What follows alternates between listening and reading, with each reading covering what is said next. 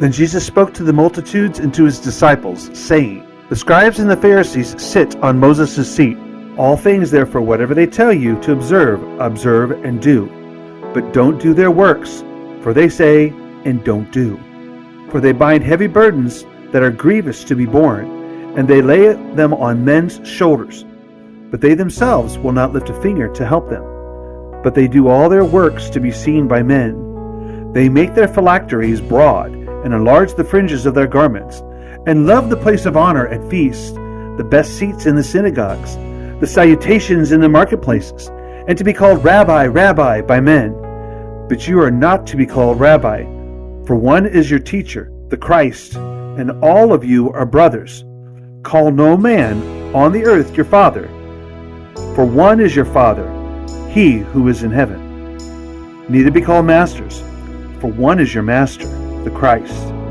But he who is greatest among you will be your servant. Whoever exalts himself will be humbled, and whoever humbles himself will be exalted. Woe to you, scribes and Pharisees, hypocrites, for you devour widows' houses, and as a pretense you make long prayers. Therefore you will receive greater condemnation. But woe to you, scribes and Pharisees, hypocrites, because you shut up the kingdom of heaven against men. For you don't enter in yourselves, neither do you allow those who are entering in to enter. Woe to you, scribes and Pharisees, hypocrites, for you travel around by sea and land to make one proselyte, and when he becomes one, you make him twice as much a son of Gehenna as yourselves. Woe to you, blind guides, who say whoever swears by the temple, it is nothing, but whoever swears by the gold of the temple, he is obligated. You blind fools! For which is greater, the gold or the temple that sanctifies the gold? And whoever swears by the altar, it is nothing, but whoever swears by the gift that is on it, he is obligated. You blind fools! For which is greater, the gift or the altar that sanctifies the gift? He therefore who swears by the altar swears by it and by everything on it. And he who swears by the temple swears by it and by him who has been living in it. He who swears by heaven swears by the throne of God and by him who sits on it. Woe to you, scribes and Pharisees, hypocrites! For you tithe mint, dill, and cumin, and have left undone the weightier matters of the law, justice, mercy, and faith. But you ought to have done these, and not to have left the other undone. You blind guides, who strain out a gnat and swallow a camel. Woe to you, scribes and Pharisees, hypocrites!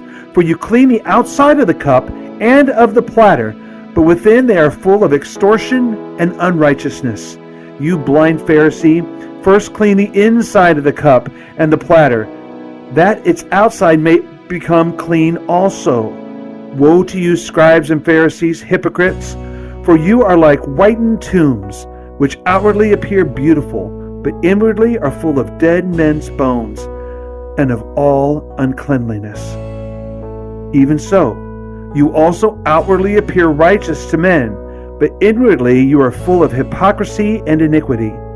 Woe to you, scribes and Pharisees, hypocrites! For you build the tombs of the prophets, and decorate the tombs of the righteous, and say, if we had lived in the days of our fathers, we wouldn't have been partakers with them in the blood of the prophets. Therefore you testify to yourselves that you are children of those who killed the prophets. Fill up then the measure of your fathers, you serpents, you offspring of vipers. How will you escape the judgment of Gehenna? Therefore, behold, I send to you prophets, wise men, and scribes. Some of them you will kill and crucify, and some of them you will scourge in your synagogues and persecute from city to city, that on you may come all the righteous blood shed on the earth, from the blood of righteous Abel to the blood of Zechariah son of Berechiah, whom you killed between the sanctuary and the altar. Most certainly I tell you, all these things will come upon this generation.